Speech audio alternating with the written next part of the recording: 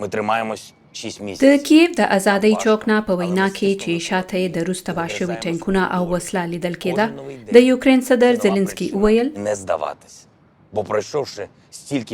په 24 فروری مونږ ته وویل شول چې تاسو سره موکا نه ده پاتې. په 24 اگست مونږ وایو یوکرين ته د ازادۍ ورځ مبارک شي.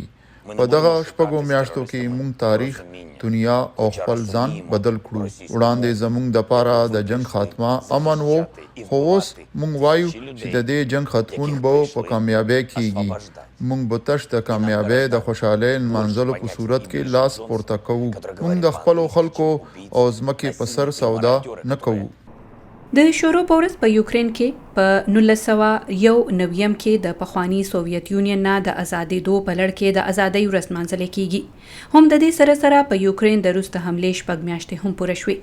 په کیف کې چارواکو د زیارت د ورځې پورې د خلکو په زیات شمیر کې پر غونډېدو پابندي لګولې چې د روس میزایل حملې یره ده، او د یوکرین صدر زلنسکي هم په خلکو د بیداره اوسېدو غږ کړی. په سرخار کیف کې تباه شوي روسي ټینکونه او نور سامانونه د خلکو د لیدو دپاره هم ایښودل شوي.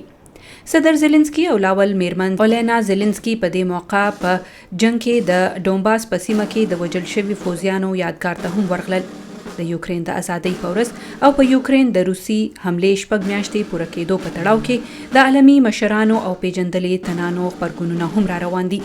د برتانیې تلونکي وزیر اعظم بوریس جانسن په دې موقع د یوکرین سره د برتانیې د ملاتړ ژمنه بیا تکرار کړه. هغه د یوکرین لپاره د ضرورت په حساب فوزي، انساني، اقتصادي او سفارتي مرستو ژمنه هم وکړه. یوه ورځ به راشي چې یوکرین به دغه حالاتونه ځان وباسي او کامیابۍ سره به مخ شي.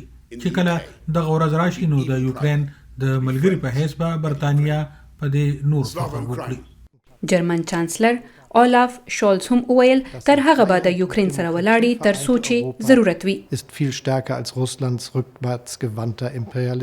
د ازادۍ او جمهوریت په ائتلاف کې تړلې یورپ د روس د تنگ نظر سامراجیت نه زیات مضبوط دی. د یوکرین اوسیدونکو تاسو تکړه او مضبوط یې او تاسو ملک به د جنگ د تیارونو راوځي، ځکه چې په یورپ او نړۍ کې ملګری دي. موږ نن تاسو په ملګرتیا فخر کوو. د عیسایانو ستر مذهبي مشر پاپ فرانسیس هم په یوکرین د روسي حملې شپږ میاشتې پوره کېدو په موقع د جنگي لیونتوب غندنه وکړه او فریاد یې وکړو چې دواړو اړخونو ته بې ګناه خلک د دې جنگ تاوان ورکوي. زه د دغه ظلم او د دې قیمت ورکوونکي بې ګناه خلکو فکر وړی یم.